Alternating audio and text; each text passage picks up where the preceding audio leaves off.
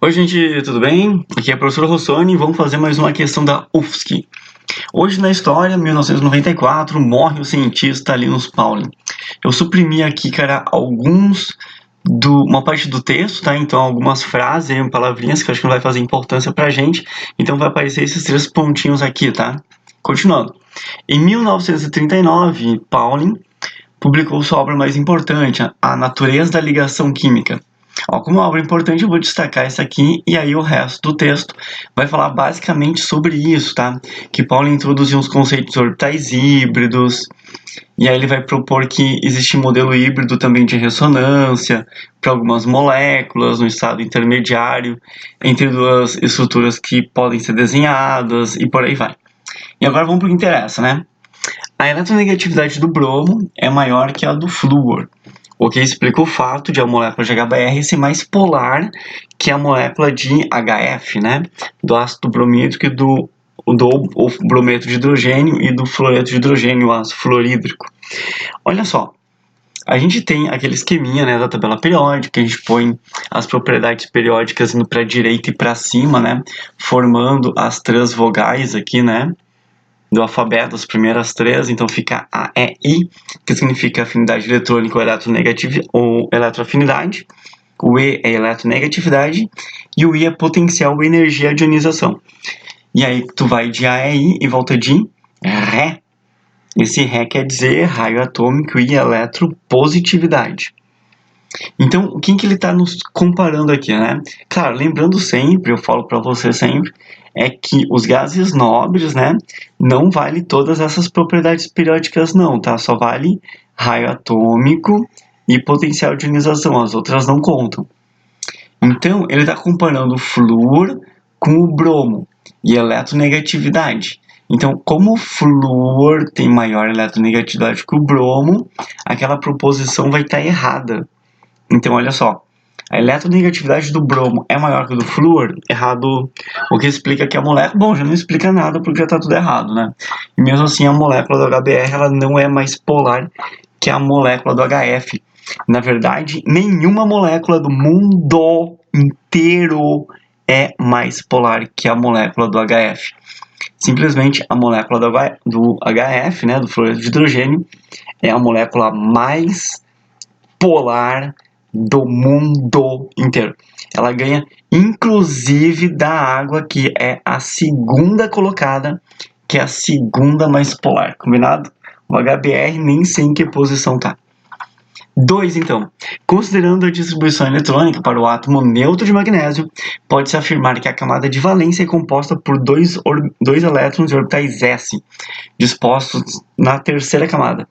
Gente, olha só, eu gostaria muito que vocês não usassem mais o diagrama de Pauling, né? Que vocês fizessem a configuração eletrônica de cabeça. Eu vou te mostrar aqui a do neônio, tá? Que a gente faz assim, tá? Primeira linha, segunda linha, terceira linha, faz 1s2. Acabou a linha, tá? 2s2. O hélio, ele sempre conta, né, para a distribuição eletrônica como se ele estivesse aqui. Tanto que ele é 1s2. Então, acabou a linha, né? 1s2, 2s2. Aí tu vai até chegar no neônio, né? Então, 2p6. Esse é o bloco S, né? Esse é o bloco P. Esse é o D. E lá embaixo, né, ainda tem o F, né? Então, o neônio é 2p6. Então, se eu for analisar o magnésio, é só tu botar mais o 3s2 junto. Tanto que tu pode reescrever ele assim, né? Tipo, ele é igual ao neônio mais 3s2. Lembrando que aqui nesse colchetezinho, né? Só vai gases nobres, tá? Tu não pode usar outro elemento aqui.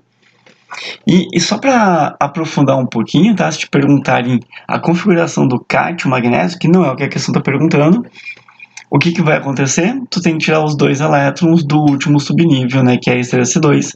Então, o magnésio mais 2, ou cátio magnésio, fica igual à configuração de um gás nobre, que é o neônio, coisa que geralmente os elementos fazem, né, ficar igual à configuração de um gás nobre. Então, considerando a distribuição eletrônica para o átomo neutro de magnésio, pode-se afirmar que a camada de valência é composta por 2 elétrons em orbitais 3s. A camada de valência é o 3, S2. Então, isso aqui é verdade, tá, gente? E é a terceira camada justamente porque tem esse 3 aqui, né? Terceiro nível de energia. Agora vamos ver, o composto Cássia-Eller possui ligação de caráter iônico. Sim, ó, esse cara aqui, tá? O potássio ele é um metal e o cloro é um ametal. E isso caracteriza uma ligação iônica, correto? Ao passo que a molécula do NH3, o nitrogênio é ametal e o hidrogênio é ametal também, né? Tem gente que não gosta de falar que o hidrogênio é ametal, mas eu classifico como ametal mesmo. E aí hidrogênio com hidrogênio também vai ser ligação covalente, assim como nitrogênio e hidrogênio também são, então essa aqui está correta. No benzeno, que é o C6H6, a inexistência de híbridos de ressonância sugere que os elétrons que participam das ligações covalentes entre os átomos de carbono, cara, tá tudo certinho nessa parte aqui, tá? A parte que tá erradinha vai ser a inexistência e os híbridos de ressonância, porque tem. Os elétrons participam das ligações covalentes entre os átomos de carbono, sim, como é carbono, é ametal com ametal, então é ligação covalente. Eles são dispostos em orbitais sigma, com certeza, só que eles também estão dispostos em orbitais pi, que inclusive vai fazer a ressonância e vai gerar os híbridos. Olha só, para quem nunca viu, esse cara aqui é o benzeno, tá? Esse cara aqui ele está falando de C6H6. Ele tem 6 carbonos, né? Pode olhar aqui, 6 hidrogênios. Como o benzeno faz 4 ligações, a gente tem uma dupla aqui. Então, ele tem 4 ligações, né? Tem que ter uma dupla aqui. Esse aqui também tem dupla, então por isso não podia ser duas duplas aqui, né?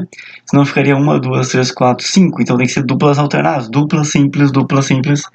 E aí fecha bem certinho. Só que olha só, se eu te mostrar essas duas moléculas aqui, tá? Qual é a que representa essa aqui? Você consegue ver que é essa molécula aqui que está representando? Porque, ó, a ligação, ó, para quem não sabe, cada canto aqui, né? Representa um átomo de carbono. E aí os hidrogênios estão subentendidos. Então, como a dupla está desse lado aqui, né? Eu vou achar que é essa aqui, né? Então tá aqui a dupla. Depois a dupla tá aqui, né? Que corresponde a esse lado aqui também. Só que essa molécula aqui, ela se transforma nessa. Ou se tu girar essa molécula, ela fica nessa. Então, qual que é mais correta, né? Representar essa aqui, a molécula da direita ou a molécula da esquerda? Cara, na verdade, tanto faz. Tanto que essa flecha aqui indica exatamente isso, que são formas canônicas, tá? Quando a gente escreve assim, ó, que um composto A se transforma no B e o B se transforma no A, isso aqui é equilíbrio químico, né? Velocidade direta igual a inversa. Cara, essas flechinhas aqui é de equilíbrio químico, tá? Essa flechinha aqui é a flechinha que justamente relaciona as formas canônicas, tá? As formas canônicas. Então, dá uma olhada nesse detalhe cruel, muito cruel. Que é assim, ó. Se eu pegar o tamanho de uma ligação simples, tá? Isso pode fazer, é uma medida que a química faz por difração de raio-x, tá? Então, tu pode conferir esses dados depois, se você quiser. Ou dar um Google para saber o tamanho da ligação simples carbono-carbono, tu vai descobrir que ela é 1,54 angstroms. Se tu nunca ouviu falar em angstroms, ele é um pouquinho menor que 10 a menos 9, que o nanômetro. Ele é 10 a menos 10 metros, tá? Então, realmente, ele é muito pequeno, tá? Só que, olha só, eu teria que ter 3 ligações simples, né, aqui. Vocês estão vendo as 3 ligações simples? Essa e essa, que vão dar origem a 3 ligações que mediriam, né, 1,54 angstroms. Se eu tiver uma ligação dupla, a dupla ela mede 1,34 angstroms, que é 10 a menos 10 metros. E essas 3 duplas aqui, elas estão aqui, né? Pela representação, não importa qual. Só que acontece, olha só, isso vale para outras moléculas que têm ligação simples e dupla, porque toda vez que a gente coloca o benzeno para fazer uma difração de raio-x num aparelho que mede o tamanho, o comprimento dessas ligações, as 6 ligações elas são iguais, idênticas. É como se não tivesse nem simples, nem dupla, e tivesse alguma coisa que a gente não consegue explicar entre essas ligações. Então, nós vamos dizer que essas 6 ligações, elas são intermediárias à dupla e à simples. E tanto que o valor calculado, ele é 1,39 angstroms. 1,39 angstroms não chega a ser tão pequeno que nem uma dupla e não chega a ser tão grande que nem uma ligação simples. A explicação disso é como se essas ligações aqui, agora vem o detalhezinho, né? Quando tem uma ligação só, essa ligação aqui é a ligação sigma e essa aqui é a ligação pi. Então, quando tem essas duplas, tá? Essas pi, elas estariam girando tão rápido que a gente não consegue identificar aonde que está a dupla, onde é que está a simples. E por isso que dá 6 ligações intermediárias no valor de 1,39 angstroms. Tanto que a representação mais comum do benzeno é assim, com essa bolinha aqui no meio. Agora, se entender o que é essa bolinha aqui, é um movimento muito rápido dessas ligações duplas. E se tu estiver escrevendo desse jeito, na verdade estariam errado, né? Porque, na verdade, não é dupla e não é simples. É um valor intermediário, então a gente representa assim. Tanto que essas duplas alternadas, tá? Isso vale para outras moléculas que também têm duplas alternadas. A gente chama de duplas conjugadas. Ou ainda deslocalizadas, porque elas não têm uma localização fixa, né? Ou ainda tu pode dizer que são elétrons deslocalizados, elétrons fazendo ressonância. Então, é muito normal chamar isso aqui de ressonância. Então, esse cara aqui, justamente esse é o nosso híbrido de ressonância. Ele não é essa forma canônica, nem essa. É uma mistura das duas, e por isso que a gente diz que é um negócio híbrido, né? Que tu misturou os dois e teve esse. Combinado? Então, quando a questão de falar que no benzeno a inexistência de híbridos de ressonância sugere alguma coisa, essa palavra aqui é um crime, porque tu estaria negando o que tu mais sabe do benzeno, que é aquela bolinha no meio lá dele. Show? Continuando então, na molécula do ácido metanóico, o hidrogênio ionizável. Cara, vamos fazer quem é o ácido metanóico assim, só pra gente poder analisar isso. Ó, como ele é o ácido metanóico, ele só pode ter um carbono. Então ele vai ter um hidrogênio ligado num carbono que tem o COOH. O ácido metanoico, ele é um ácido carboxílico, né? Você pode até escrever assim, ó, ácido carboxílico. Ácido carboxílico. Ai, ai. Tá, então, o hidrogênio ionizável, cara, o hidrogênio ionizável é esse aqui, que interage por meio de uma ligação iônica. Não, com ninguém. Não importa com quem ele falar, tá? Se falar com carbono, hidrogênio, o que for, e com átomo de carbono, nossa, mais errado ainda.